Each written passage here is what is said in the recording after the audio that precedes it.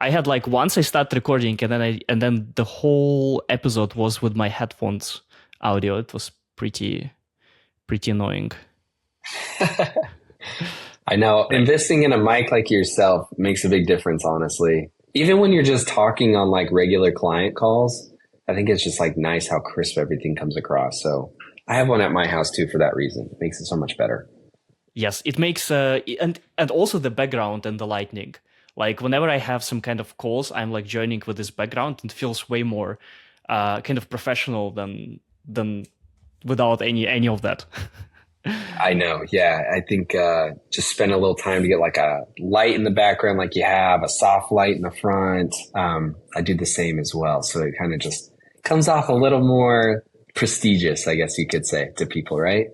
Yes. Do you still do a lot of like client meetings, client like sales? Yeah. So right now, I think we're pretty good on the business side of things where we have a lot of our fulfillment stuff taken care of. So we're still small. We're still a boutique firm. We're growing, but I don't really do a lot of the hands-on anymore. But I'm definitely in like the marketing and sales at this point still.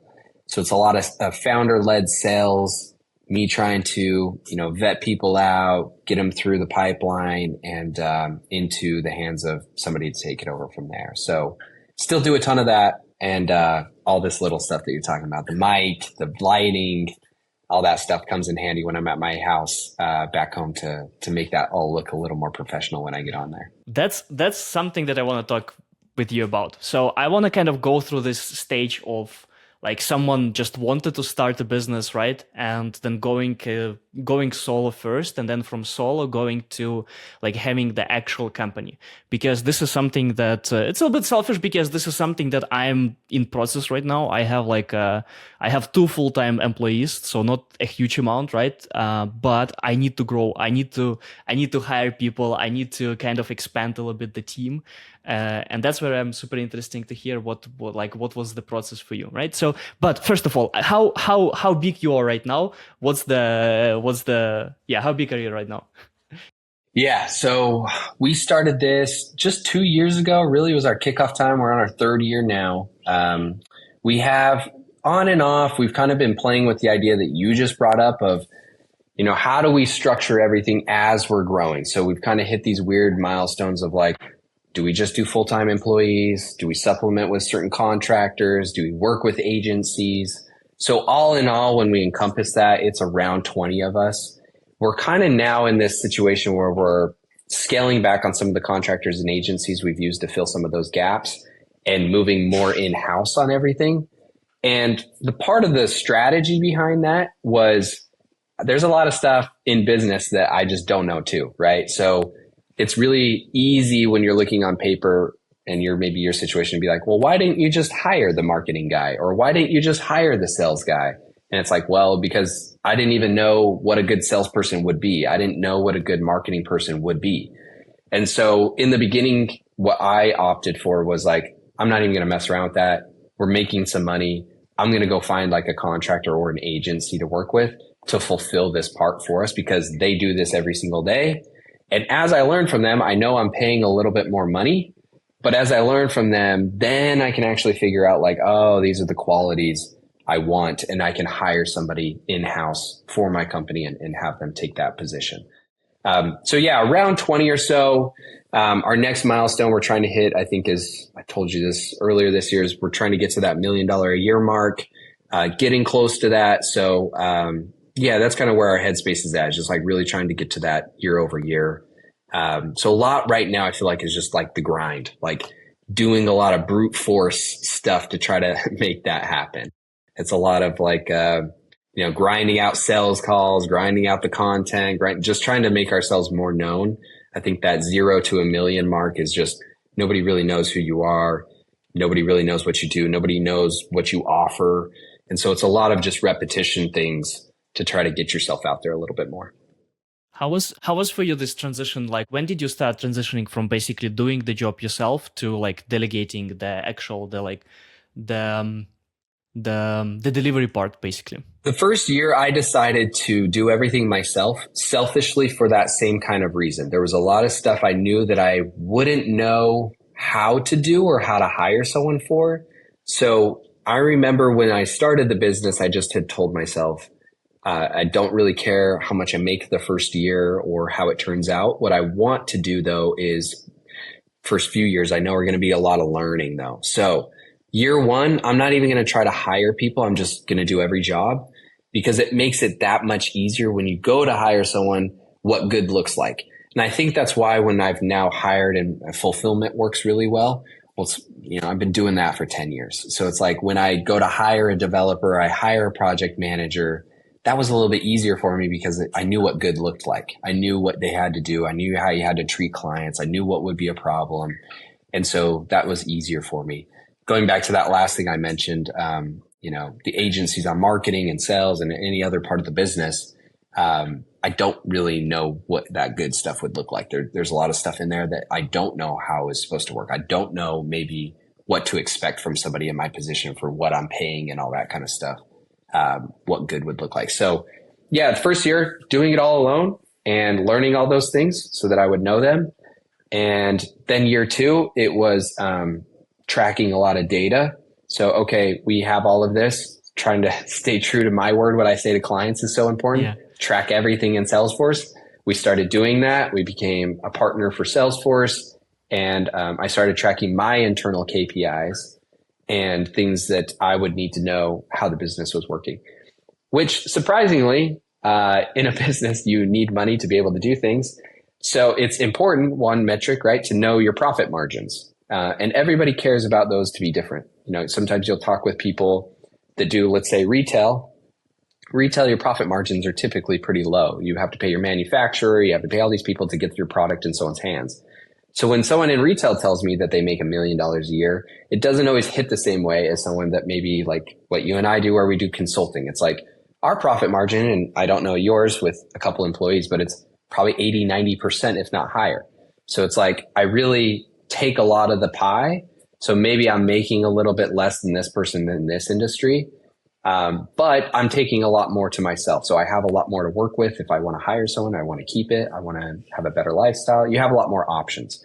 So I think what I learned in year two, tracking that, was also the importance of whoever you compare yourself to, you got to kind of know those parts of it too. Like I can't compare what somebody who does in retail to consulting. It's just a whole different thing, how you're going to structure your business, what you care about, how much money you're making, how many sales you have to do.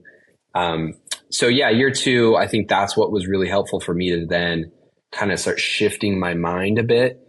I also have told this before in like a post, so you can, obviously this might be a good one, but I remember when we hit like the highest at that time, that was the highest month we'd ever hit. And I think this was, maybe even would have been year one. But I remember we did like $60,000 in a month and I did it all alone. I had no employees at that point.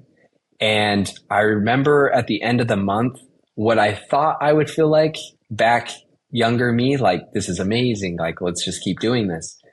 And I think it was the total opposite. Like I got done with that month and I was like, if this is what this takes, I never want to do this again, because it was, my life just was horrible. Like quality of life was horrible. It just felt like Why? I was working so many hours. There were so many fires to put out and like so many things you had to be good at. And I started realizing that part, like even just from the client side of things, I wasn't serving the client the best way I could, because it was like, they're relying on me to give them a valuable service. And because I'm spread so thin, I'm not really giving them that high caliber service that I said I would. So it's just impossible to continue at this rate. And I also think every business is different. So don't compare mine to yours, but every business will be a little bit different in those revenue marks. But it's felt like 20, 30K a month or so in USD. Around that mark, it starts feeling a lot. It starts feeling like, okay, there's a lot going on here. I probably could start using some help. And I feel like if you don't get help, you kind of almost get stuck at some of those revenue rungs, because you're like, I can't really scale past whatever it might be, 20, 10, 30K, because if I do, there's just too much more to do and I don't have the bandwidth to do it. I just can't take it on. So you also hit those notes where it becomes a little more natural. So everybody has a different revenue band, and definitely for what you do. So that's really personal to whatever it is that you feel like you can do. But I'd always heard that advice. I joined some communities around business that kind of taught me that. And so when I heard that, I was like, well, I'm going to push to see what that is for me. And, I pushed clear up to there, and that was way, way too much. But I did feel like around that 20, 30K mark, it was like, yeah, we need people to fulfill for us. And that's what worked for me. So then it was really natural to move into that second part that you're asking about. I was like, how did I know? Well, I pushed so hard, pushed my limits just so that I would know what it would feel like if I didn't hire people. And then that made it easy for me to then be like, okay, we hit this mark. If we're consistently doing this every month, then I need to have these people in play so that I can continue to do this. Yeah. What did you track besides the revenue and profits? Do you track anything else? Yeah. So you can get into each part of the business and start tracking it. The main ones, I think, going 0 to 1, it's almost like your input. So if we're talking to who's listening to this, if you're wanting to start the business and just get going, I think it matters less about some of the things I've mentioned right now about revenue. And it matters a lot more about like your daily inputs on things, which can be their own metrics. So it's like committing to certain activities. So because you're doing everything and you're trying to land your first employee, it's just doing what I err on caution of is doing an unreasonable amount of activity to make it like most likely not to happen to get that result. So an example, if I don't have any clients and I commit to reaching out to 100 people a day and I do that for 100 days, that to me would feel insane not to find one person that tells me, yes, I'll pay you to do this. Because I'm literally reaching out to 100 people a day. And when you're doing that, you're also getting better at sales. You're getting better at your script. You're getting better at approaching people. You're getting better at your pitch.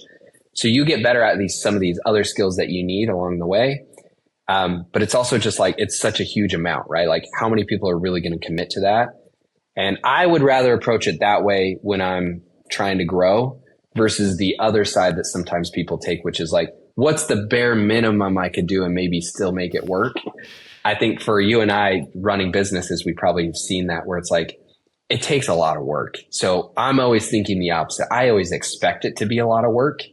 And so I'm more like, if that's what it takes, like let's make it happen. And if I need to hire somebody to help me do that kind of volume, let's do that.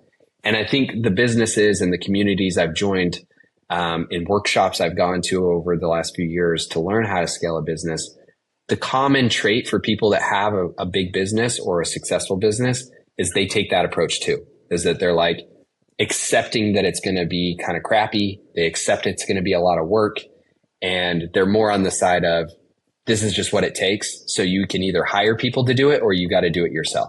But either way, you got to do the stuff. Like you got to reach out to a ton of people every day. You got to create a lot of content every day. You got to run ads every single day. Like you got to do all these activities. And the people that are ahead of you, they're either paying more money to do that or they're doing more volume.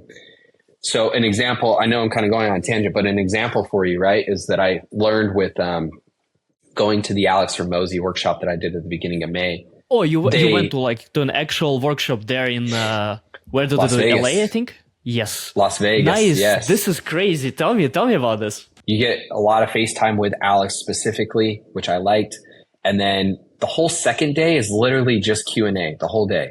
So you go in groups of 10. There's only 100 people there maximum in the workshop, so it's pretty intimate already. But then they break you into 10 people, and then they have everybody in the department that works for his company. So you'll talk with like the head of sales, the head of recruiting, the head of marketing, the head of operations, and they come to your group for like 30, 45 minutes, and you literally just ask them questions.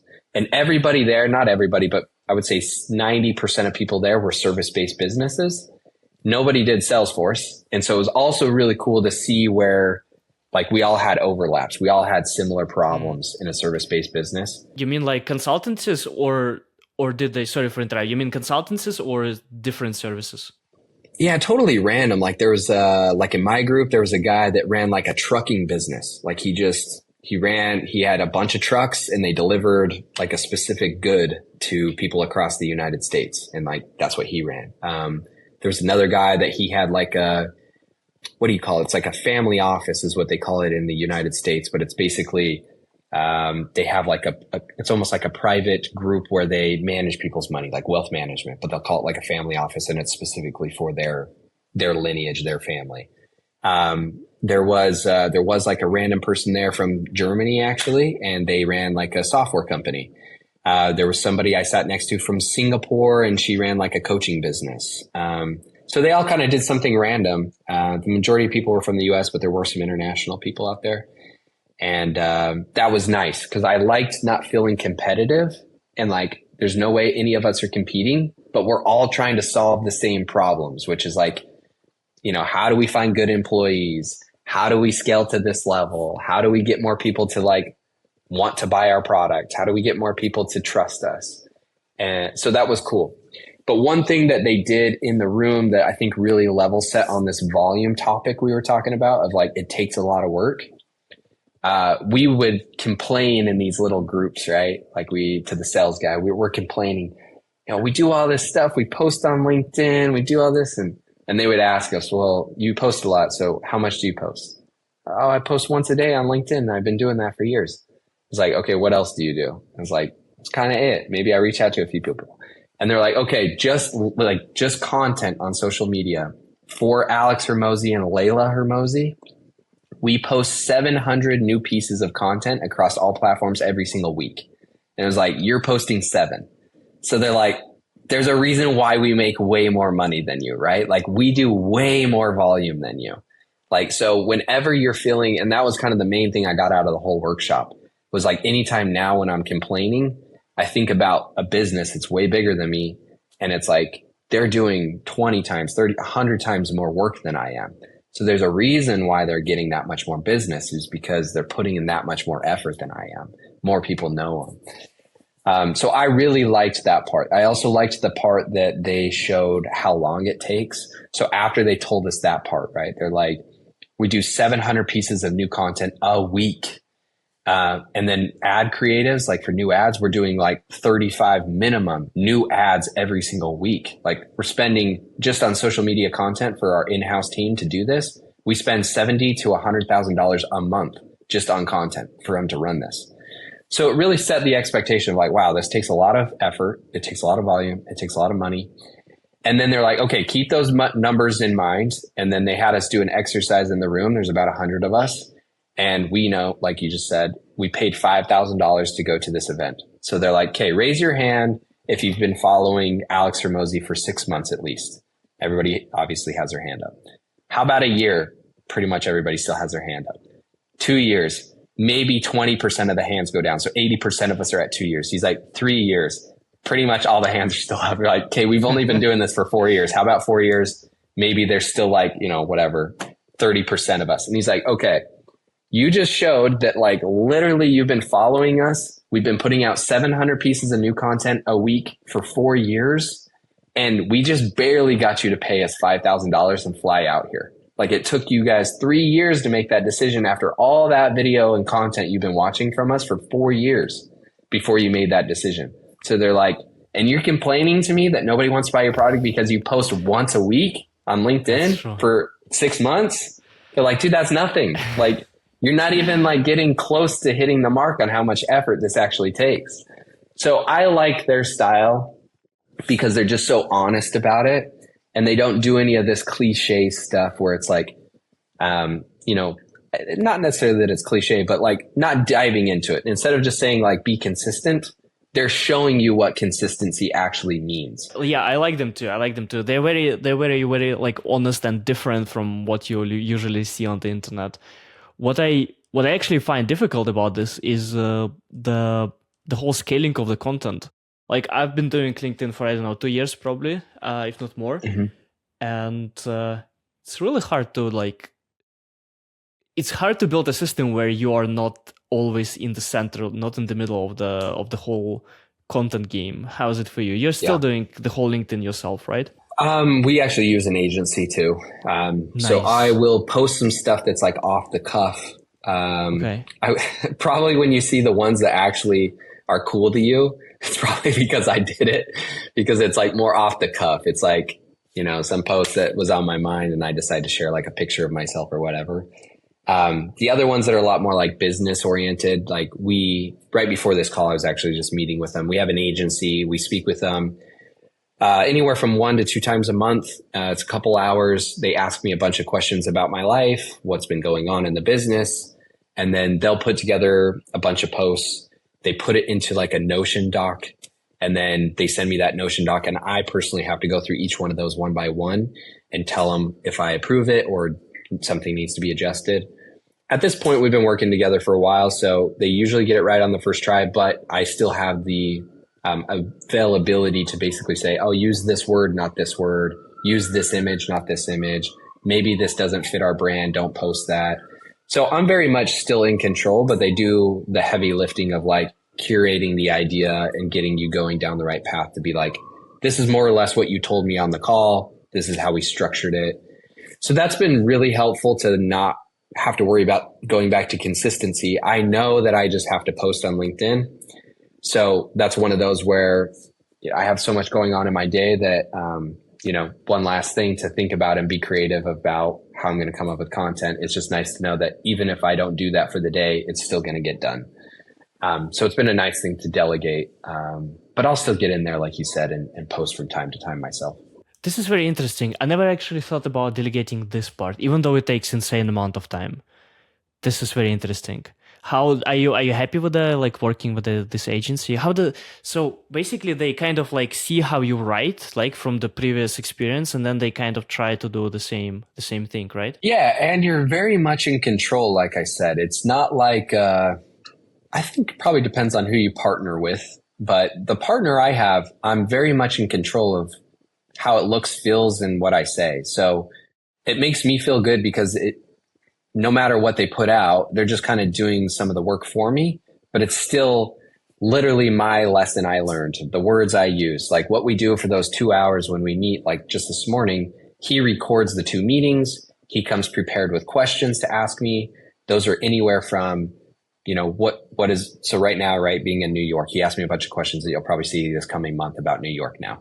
So he was like, what's it like living in New York? What have you not liked about it? How's that changed your day to day? Like, tell me some stories about what's been going on. Like, what's been funny? What's been hard to deal with? So he'll ask me all that. And then he's going to send me some posts later this week, I'm sure. Here's what you told me about lessons learned in New York, what you like about it, what you don't like about it. Is this accurate? And then you can say yes or no, or change these words, or maybe use this image with it, or I'll send him pictures, put this picture with it, have selfies, whatever you want to do. So you're very much in control. You just don't have to take the time really to like think through how you want to structure the post. They just do that part for you and you're just approving or denying if it looks okay. This is cool. That changed something in my mind. Because the way I do it in my business is that basically my whole revenue comes from the emails actually, not from LinkedIn.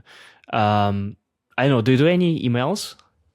Like newsletters and yes, I've done a ton of that. And then like funnels and lead nurturing. Yeah, we do all that as well.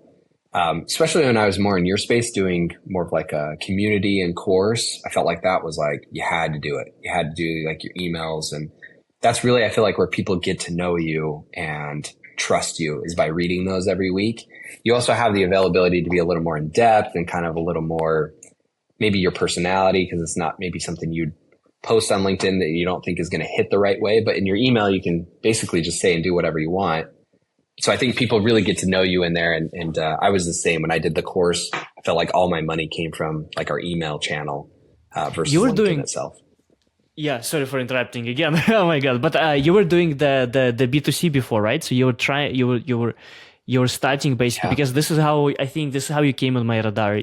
You were doing the B2C stuff. I don't remember exactly what it was, but why did you decide to switch to B2B more?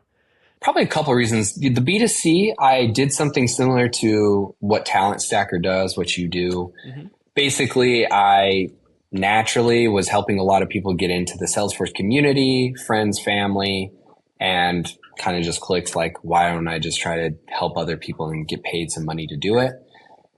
So I started doing that and I created a community. I didn't have at that time or an understanding of a value ladder.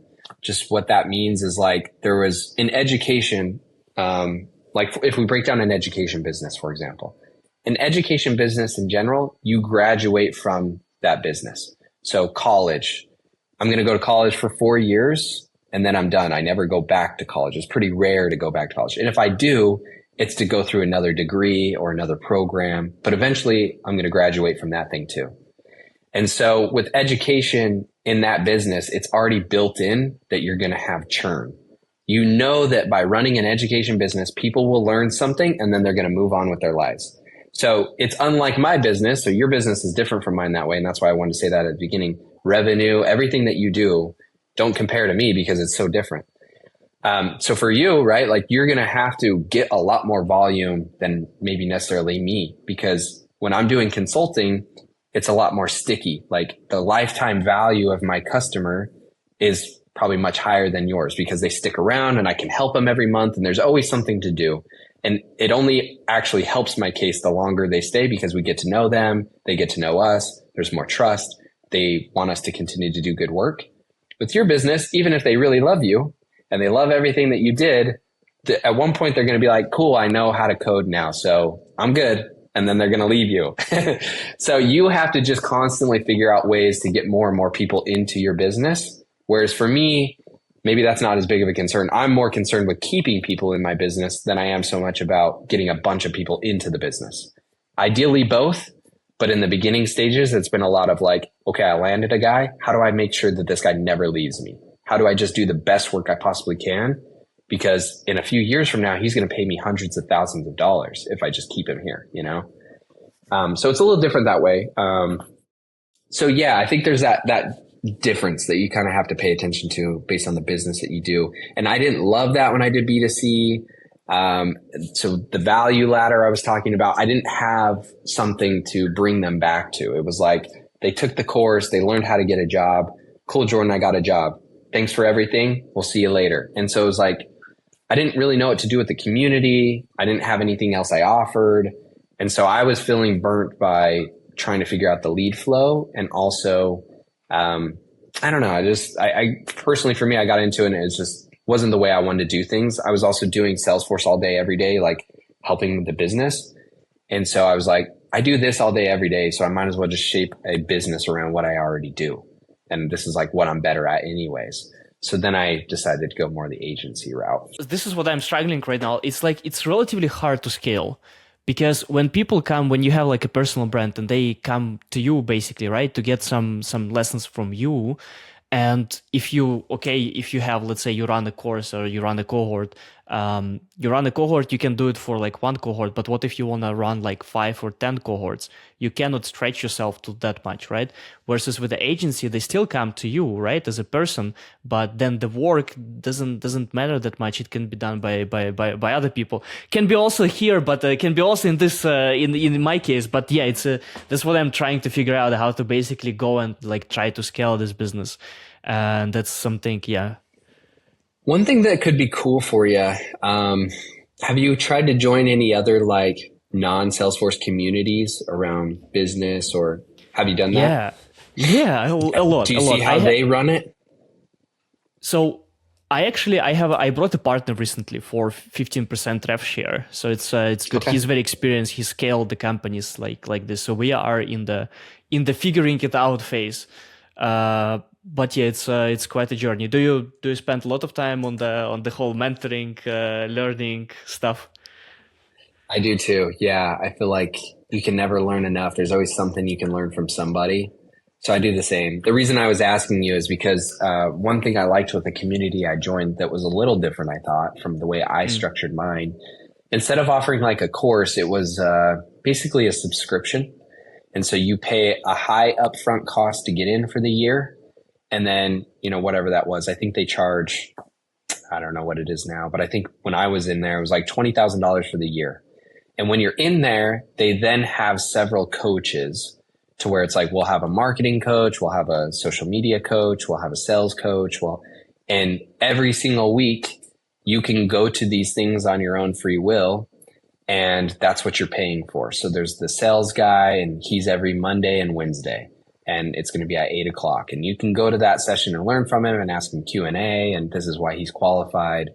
And then they also had a course as well. So it was like, here's the course, everything that you need to learn. Be going through that, but you're going to get the best out of this if you go to these Q&A sessions every week with these people on certain things you're struggling with. Then they also had a success coach, I think is what they called it, assigned to you specifically. So then the success coach would be in charge of maybe 10 people. And every day that guy would check in with me on Slack. And then once a week, I'd have a sync up with him. And so once a week, he would hold me accountable and be like, okay, Jordan, you said that you wanted to get to this revenue level. Tell me where you're at. We would track our numbers. And he'd be like, okay, you have a sales problem. Like, you're just not doing enough volume with sales. So you need to go to the sales call this week, ask him these questions, see what he tells you about it. Here's my take on it. And then next week, I'm going to ask you to see if you did those things. And then next week I'd go back. His name was Andy. And then you'd have to own it and be like, I didn't do it, Andy. Or like, you'd be like, I did it. And so I thought it was a better way in that sense where like you're constantly learning, and maybe they have less churn because you can keep someone in that cycle a little bit longer where it would be applicable to me at different levels. Like I would learn something, but then now maybe I'm making a little bit more money. Now I have a different type of sales problem. In the beginning, maybe it was just like close your first client. And now it's like, how do I close high ticket clients? Like if I'm selling something for $100,000, some kind of project, that's a big ticket item. How do I structure that deal? How do I do this? So now I have a new problem because I've grown. And I can still use that same community because now they can talk about that problem with me. Oh, well, if you do high ticket, you're going to want to talk to Jeremy, and Jeremy does high ticket and he can tell you this. So it helped kind of keep the community, I thought, really active, and then keep people in there longer. And then they would do fun stuff once a year too. So like once a year, personally, I didn't really fit into the vibe with my own lifestyle, the type of people that were in there. But for the most part, people really liked it, and they would do like wild stuff. Like they were based out of Florida. So they would like rent a yacht once a year, have cigars and an open bar, and they would put you on like a yacht and like you'd party for like the weekend with them. And they'd have like masterminds. So they'd pull people in from different communities or like I guess like other celebrity type figures. And you could go to this event in Florida once a year if you were part of the community, and that was all paid for. And, you can learn more. So they did a lot of cool stuff that way too, to where it was like kind of this thing that even if you didn't feel like you were learning a ton, you kind of just want to be in there because you're networking with people, you're learning some stuff. You get this cool perk at the end of the year to go like hang out in Florida on a yacht with them and smoke cigars and all the kind of things that they want to do. So it was a cool kind of way that they took it from a course to more of like this overall community that you wanted to be part of. This is pretty cool. I think one of the coolest things that I would do if I could distract myself from my main business is like offline communities. Someone needs to do it, way more than it is now, especially here in Germany. Like in US, you have a little bit more of those type of things. You have like running clubs are very popular, right? They're very popular in US. They're not that very popular here. So it's one of the coolest things because I think people are so burnt out on the whole online thing and the whole Zoom stuff and all of that. Yeah, that's a good point. Like having something in person. And I think that was like a cool way to do it because you could join from anywhere. It's a good point. That's maybe why they even offered that at the end of the year, because they started upping it by the time I left to like 2 a year, and they would do like one international and one in the US. So the US people, it would still be cool to go to the international one because it'd be probably a country we hadn't been to. And then the international students, it was probably closer to them. So they'd usually pick some kind of European country to go to. Like one year it was like Ireland. Another year it was like, I don't know, I think they did something in Turkey one time. But yeah, they would pick, and it would have, I think, that bigger effect for you where you actually all get to meet in person and hang out, which was probably the whole cool experience behind it. Yeah. All right. Let's go back. I wanna ask you a few more things. First of all, let's imagine that we have a person who just working. There's going to be a lot of people who are working as admins, let's say, or developers. And they work their just usual job, and they're like, why don't I start an agency? I kind of can imagine that I have a story on this. When I was working as a developer, I had the project. I think it was like 50K project. And like when you're working as a developer admin, you always see how much you actually this project is sold for. And then you calculate how much you get out of this project, and you're like, what the hell? It's not even like 5-10%. Where's all the other money goes? So I think a lot of people actually see this and they're like, damn it, I also want to actually take the all 100% of the money. So the person is working full-time job. How do they actually go about finding the first client, let's say? Yeah, first client, like I said, for me, I've always kind of gone the route of like just the brute force kind of thing. Like if I ask enough people online, somebody's going to say yes. If I call enough people, someone will say yes. If I do all the things that I can do that are free, it's just my time. You have two buckets. You can either pay money to do the thing, or you can use your time, which is free. And so in the beginning, if you don't have the money, you got to use your time. So that means you're going to be reaching out to a bunch of people. You're going to be calling a bunch of people. You're going to be emailing a bunch of people because it's your time and that's the only thing you have to try to make it work. As you start making the money, you can make that easier on yourself and you can pay for ads. You can hire somebody to do the cold calls for you. You can hire somebody to do the marketing for you. How is the New York? It's going good. It's been a good change of style, pace, what I do. So where I'm from, Utah, I live in Utah, just outside of Salt Lake City, really safe, like suburb, very family oriented, no crime, very predictable, easy kind of family oriented life. I don't have any kids myself though. So sometimes it kind of feels like I don't always like fit in with like what everybody else is doing out there. It also is just like very cookie cutter in the sense where again, it's safe and predictable and you kind of have your thing that you do. I was born and raised there. So it's also like old to me that way. Like I've just always known that place. So moving out here has been great. Like a lot more social interaction, big city. There's always something going on. People in this area specifically have been very, very nice, very welcoming, very easy to talk to. So I've really enjoyed all that part of it. And then I also like that there's just like unlimited options of things to do. So it's just more of, instead of figuring out if there is something to do, it's more of like, what is it that you want to go and do? Whereas in Utah, it felt like the opposite. It was like, is there anything happening that we can maybe go to that would be fun this weekend? But here it's just like picking basically what you want to do every day, which has been a lot of fun. I just came back from London, so it kind of, for me, that's the New York of Europe.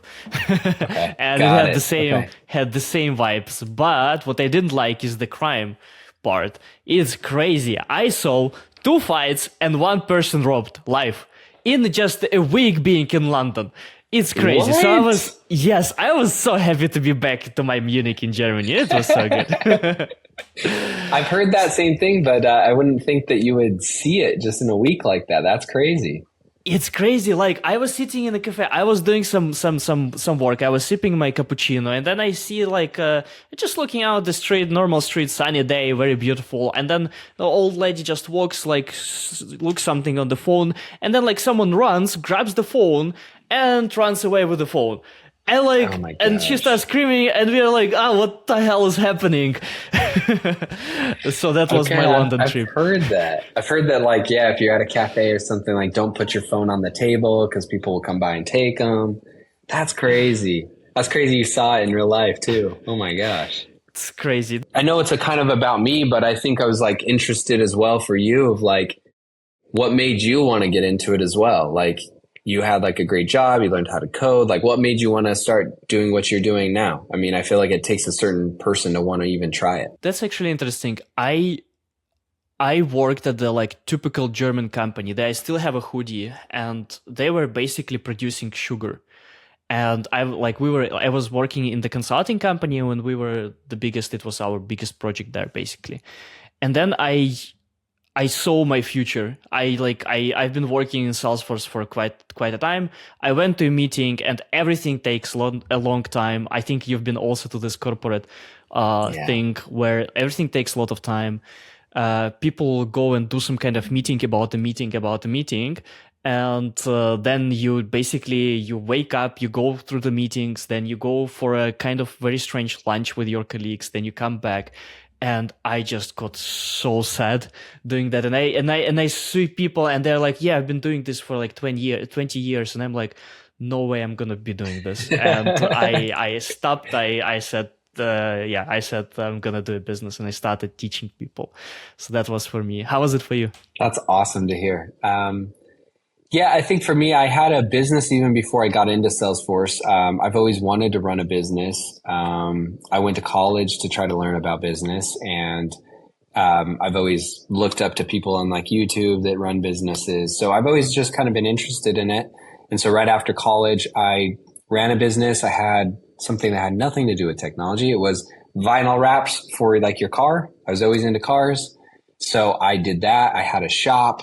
So basically people bring their car in, and then it's almost like a giant sticker, but it's vinyl wrap, and you change the color of the car with the wrap that you can put on. Yeah. So we did that, and it was a lot of fun. I've always been into cars, so I got to do a lot of that. And then I did that for like maybe 3 or 4 years, and I realized there was a lot of stuff about business I didn't understand or know yet because I was just really young at that point. So I decided to get into doing something more. I was getting married, and I was like, okay, I probably need to like make some money and like figure out what I'm doing with my life. So I got into tech. That led to Salesforce. I learned Salesforce.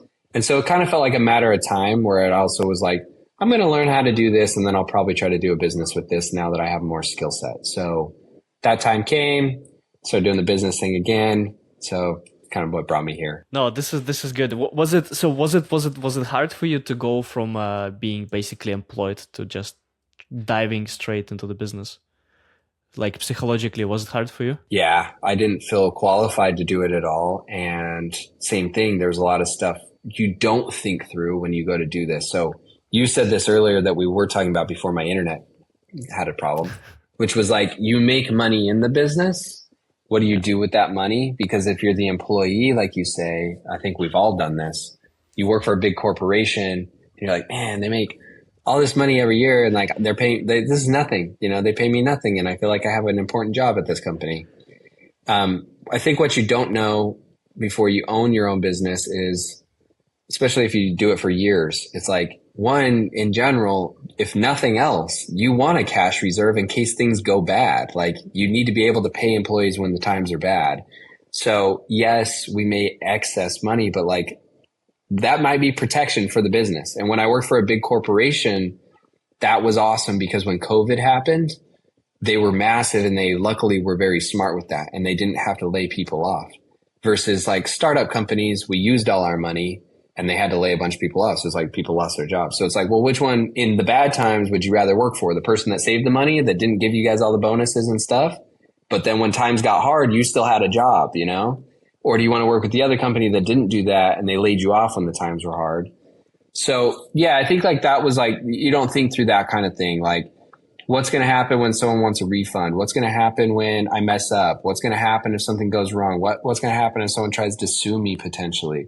What's going to happen if, I break some kind of law? Because we work with different clients, and one of them that we work with, like a few, they're in the financial industry. So it's like they have laws and regulations per the US that we have to stay compliant on. And what happens if we break that law? And so there's so much more that goes into it. So the money part that you asked me before the internet problem was basically saying, yeah, with that money that comes through, I think that's what you don't know as the employee. You're not understanding the 900 other things the business owner is trying to solve outside of just paying you and making sure the job gets done. In my opinion now, it's like, it's an important part of the job, but it's one of many. Like, I still have to pay all these other people to even get you that job.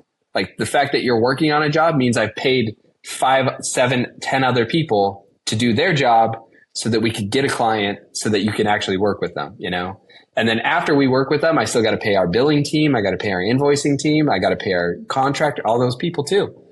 So the money all goes somewhere, plus trying to save some so that you can continue to grow and scale the company. So that was probably the hardest part of like, I didn't know how to do that when I was out of college. I didn't even know that would be really a big of a deal in the business. I just thought I sell somebody something and I make money, and that's kind of it, you know? What was really surprising for me personally, when I started making like I think I had like one launch. So basically the nature of my business, like yours is sticky as you say, but the nature of my business is like this. I can do like a big launch. I think the biggest I've done was like 70K or something. So I did like a big launch, but then it goes to zero. And like what I could not understand is that I have running costs for the business. So I have like, let's say I have 10K of running. So if I have 10K each month that I'm bleeding for running, even if I make 70K, I still kind of that's not all my money, right? So this was big surprise for me that actually you cannot just like make 70K and then just go somewhere and chill on the beach. No, you have to be working in the business.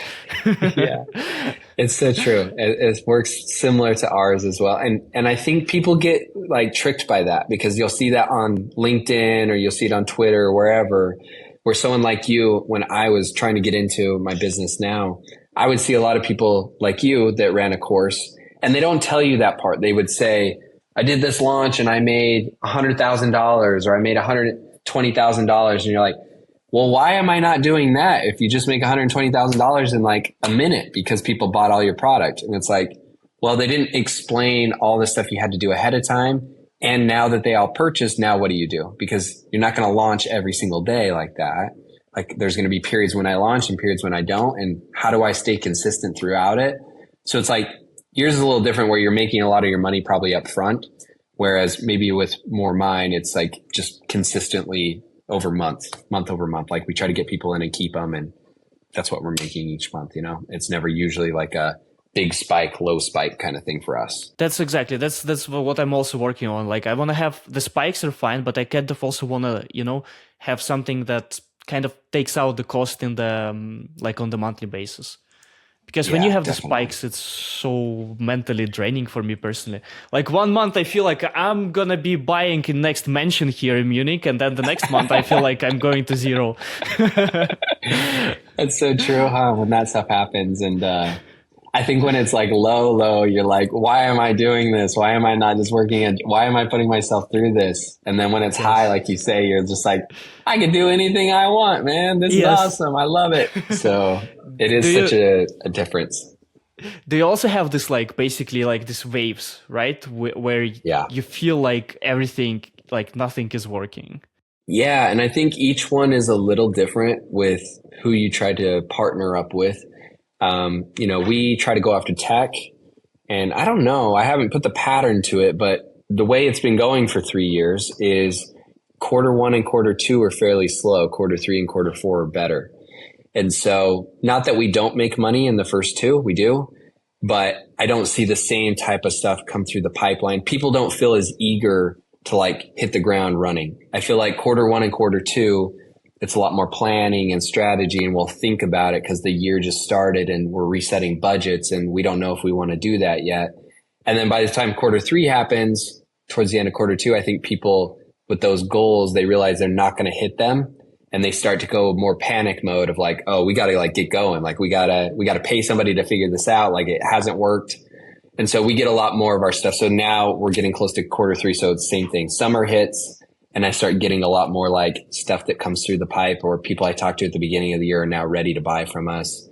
So it's similar. Like you'll see more of that wave come through for us towards the end of the year. And so, yes, I'm the same way. Like at the beginning of the year, and my wife will always have to tell me that. Like I'll start complaining a lot. Like, like we're not going to hit the goals. Or like, what do we do? Like it's low. And then she'll be like, this happens every single year. Just wait till the summer. People start picking up. And you're going to do the same thing you did last year. And it's like, okay. And then the summer comes and people come through and she's like, what I tell you, like it picks up. So yeah, we have something similar like that. I would say the other one I wanted to quickly say is not that I'm in this realm, but a partner that I work with sometimes, they do a lot of manufacturing jobs. So like this year with the US, with like all the tariffs, with what Trump is deciding to do with that. Yeah, that's been hard to watch them go through that because a lot of their clients, they're shipping stuff. So those people kind of got really, really reserved because it got really expensive. So they stopped shipping all this stuff and didn't want to spend excess money. So for them, it was like they have those kind of seasons too, where it's just like they can't really control that. But depending on what the government decides to do with our policies, they're kind of affected by all of that. So I think it kind of also depends somewhat like the industry you get into and how people are in that industry, like what things naturally happen there that you have to worry about too. So what's cool about the tech industry, right? It's been pretty constant over the last 20 years, even though we had dips and ups and downs. But I think in general, if you're building a business somewhere in tech industry, it's way less headache of comparing to manufacturing, for example. Yeah, definitely. Yeah. Yeah. Where you have so much ups and downs of how that's controlled by your country. Yeah. So all of those kind of have their thing. And it's still kind of sometimes you'll see that with tech when they have like a lot of layoffs and things are down, you'll kind of feel something similar where people are a little hesitant to like want to pull outside people in because they aren't making the money they used to be making. So I think each one has its own thing. And if anybody, I guess, takes something out of what we talked about, I would say it's that. It's like, don't do the comparison thing because you'll hear about my story or you'll hear about Igor's story or somebody else online and you'll compare that to what you're doing. When the reality is they have problems just like you have. Like the grass isn't always greener kind of feeling. It's like I might be looking at Igor right now and be like, oh, that's awesome. He has these awesome launches. But then like you said, like, well, then I have really low periods, which stink. And then same thing from my side. Like maybe I'm managing people all the time that you wouldn't love to do. Everybody has problems, basically what I'm trying to say. And so it's dumb when we compare because people don't talk about the problems. They only talk about the good stuff. So you're like, well, that looks easy to do. And then it's like, yeah, but do you really want to do what I do? Because like, it's really not that fun on a day-to-day basis. It's a lot of stress actually. Also, the comparison to earning money in the business versus earning money as an employee, I think is very different. You can't really compare it. Like when people, like a lot of my friends are just working somewhere as developers and then they ask me, okay, so how much do you do in your business? And I'm like, I'm so hesitant to tell because there's actually no point in telling, okay, are you making 100K or 500,000 or 1 million? Because it just doesn't, it just doesn't tell anything because what matters is your profit, your margin, your all of that. Yeah. And we said that kind of at the beginning, right? It's like, the retail people, like they're going to be making probably more revenue because they have to, because their profit margins are so much lower versus something like consulting or accounting or insurance business, banking businesses. Like you think about all those, like you sign up once for a bank and you probably stay with those guys your whole life. You sign up for insurance, you stay with them forever. You sign up for like a phone, you probably stay with that phone provider forever, internet provider. So when you do businesses like that, it's just so different than somebody like yourself that's doing education where it's going to be all over the place. So yeah, I think that's true too. That's a very good point. I recently met a guy who was in the e-commerce and I think he said something, they're making like something like 8 million, something like really big, like 8, 10 million, so in millions, for sure in millions. And then he was like, man, I really want to like go and like get like do the courses. Like if I can earn like 20K on the course launch, that would be awesome. And I was like, you're making millions there with the e-commerce. Why would you? And he's like, no, like this is just the revenue. My margin there is like so small that even if you make like millions, you're like the 20K on the side is kind of like not a bad side hustle. And I was like, what? So strange. but yeah, that just speaks about how every business is so different that this is very hard to compare anything.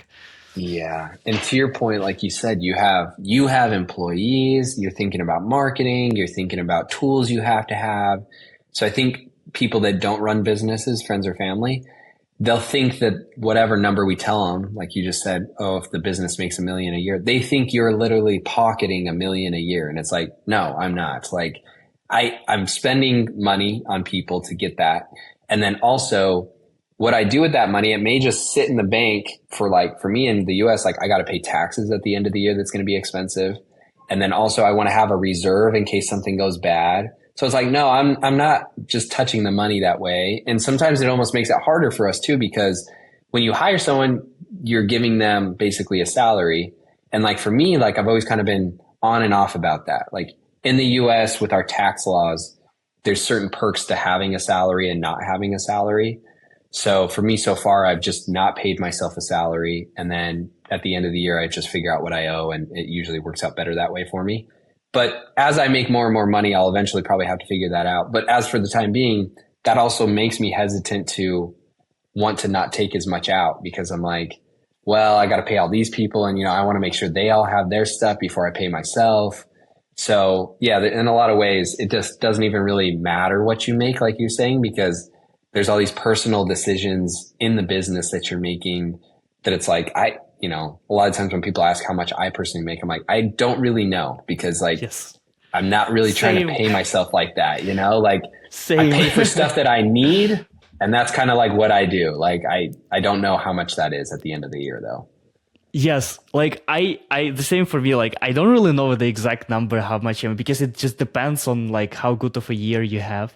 But I know what I can afford, what I cannot afford. That's what I know. Sure. But everything Same. else is kind of like fluid,